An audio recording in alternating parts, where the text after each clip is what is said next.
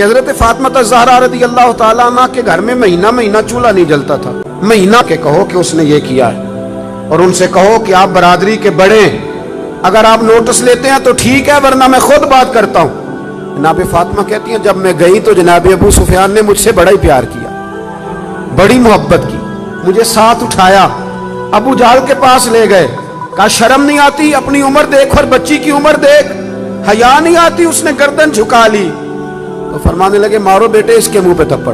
تو جناب فاطمہ اس چھوٹی سی عمر میں فرمانے لگی نا نا، میرے والد نے تو معاف کرنے کا درس دیا ہے. یہ جو لوگ بدلہ لیتے ہیں نا، بدلہ لیتے ہیں، یہ بدلہ لے کے بے چین رہتے ہیں. اگر مزہ لینا ہے نا کسی چیز کا، پھر معاف کر کے دیکھو.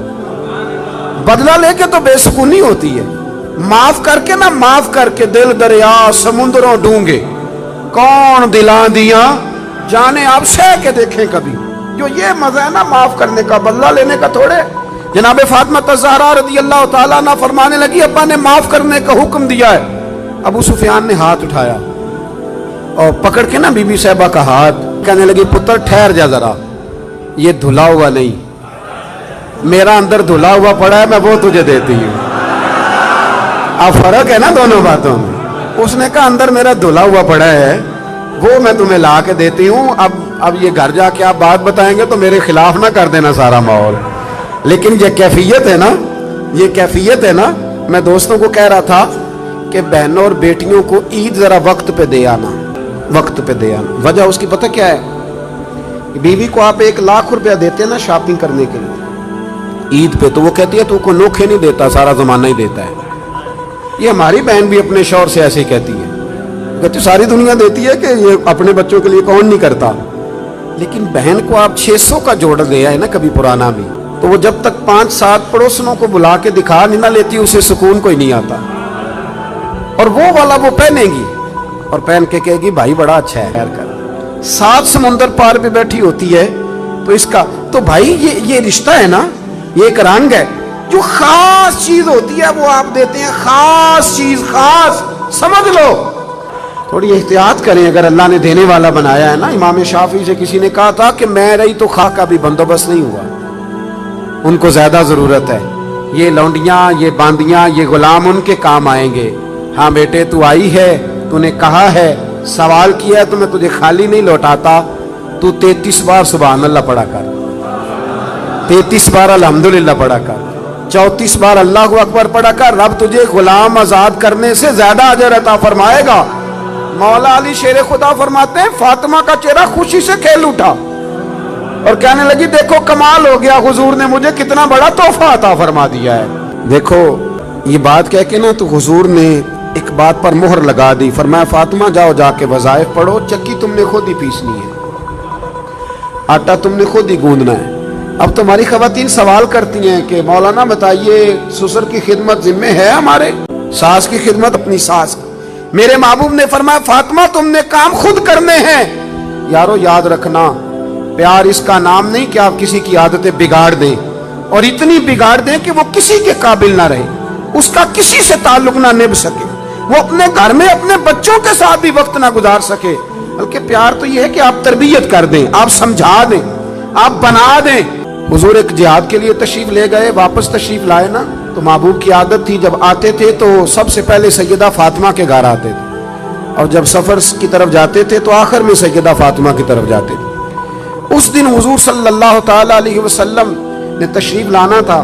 حضور جہاد سے واپس تشریف لائے تو سیدہ فاطمہ زہرا رضی اللہ تعالیٰ عنہ کے کاشانہ اقدس میں حضور تشریف لٹکائے.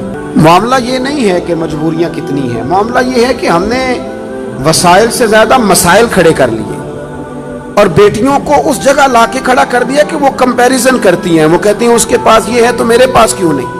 یہ نصیحتیں جب ہم سنتے ہیں تو ہم جا کے سیدھا بیوی کو سناتے ہیں، حالانکہ یہ تو بیٹی کو بتانے والی بات ہے جو جلدی اثر کرے گی، یہ تو بہن کو بتانے والی بات ہے.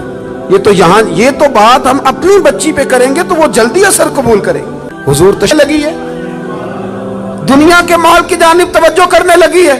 گویا میرے محبوب نے قیامت تک کی بیٹیوں کو یہ بتلا دیا اگر تم غریب کی بیٹی ہو تو رونا نہ، وہ کائنات کے شہنشاہ کی بیٹی ہے، پر میں نے پھر بھی انہیں فقر کا درس دیا ہے. गरीबी का दरस दिया है। ये गुर्बत, ये फकर हुजूर का इख्तियारी है, ये हुजूर की पसंद है, ये नबी पाक की चाहत है। मेरे दोस्तों, अपने घर में बड़ी सादगी से, बड़े वकार से और बड़े आराम से इंसान जब कहीं जाता है ना, लोगों के साथ आलिम होता है, वो कितना डरता है अल्लाह से, वो बड़ा आलिम। तो हजरत मौला अली शेर खुदा फरमाते हैं कि बात मेरी वजह से बढ़ गई। हुजूर अलैहिस्सलाम को इत्तला पहुंची तो महबूब तशरीफ लाए, नबी पाक ने बात सुनी, अल्लाह ने अपने महबूब को गैब के खजानों की कुंजियां अता फरमाई। वअल्लमका मा लम तकुन तअलम, हर गैब की कुंजियां अल्लाह ने अपने हबीब को दी। तो हुजूर ने बात सुनी तो समझ गए कि आज बात अली की तरफ से बढ़ गई है।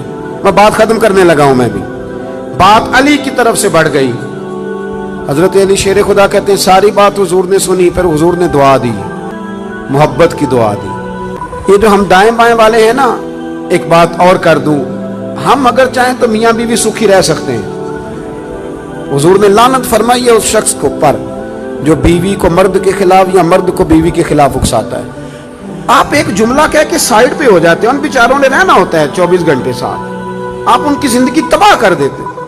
और अगर आप थोड़ी सी शफकत करें, कहीं नहीं तेरी बीवी तो बड़ी अच्छी है, तो उनके, और मैंने देखा है कि जिन घरों में मियाँ बीवी का प्यार होता है ना, उनमें बच्चे भी बड़े सुखी होते हैं। लेकिन अगर यहाँ खींचातानी हो तो घर में सारी सहूलियात होती हैं, सुकून कोई नहीं होता। अब मेरे महबूब ने क्या फरमाया, तवज्जो है मेरी बात पर, ये घर बनाने का बहुत बड़ा नुस्खा है, ये बच्ची के माँ बाप को भी इस्तेमाल करना चाहिए और बच्चे के भी।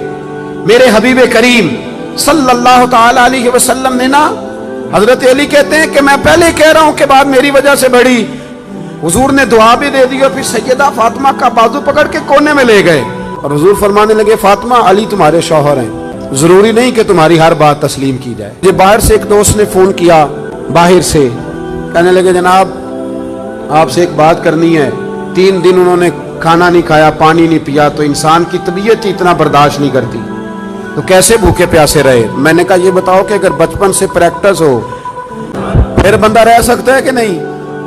कहने लगे जी फिर तो रह सकता है। तो मैंने कहा सैयदा फातिमा की तरबियत थी। इमाम हसन कहते हैं रोजे रखे थे हमने भी, बात लंबी है लेकिन मैं इशारा दे रहा हूँ। कहते हैं रोजे रखे थे मौला अली ने भी, सैयदा फातिमा ने भी, इमाम हसन ने भी, इमाम हुसैन ने भी। और कहते हैं चंद रोटियां जौ पीस के मेरी माँ ने खुद पकाई। और बड़ा ही मुश्किल काम है यार, बड़ा मुश्किल।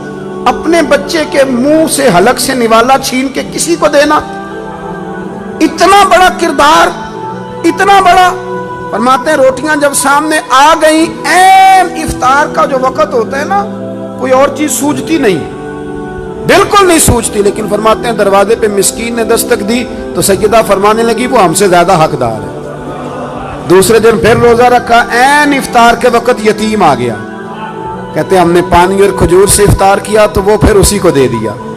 तीसरा दिन आया तो कैदी आ गया, फरमाते हैं उसी को दे दिया। 3 रोजे गुजर गए पर खजूर और पानी पे गुजारा रहा।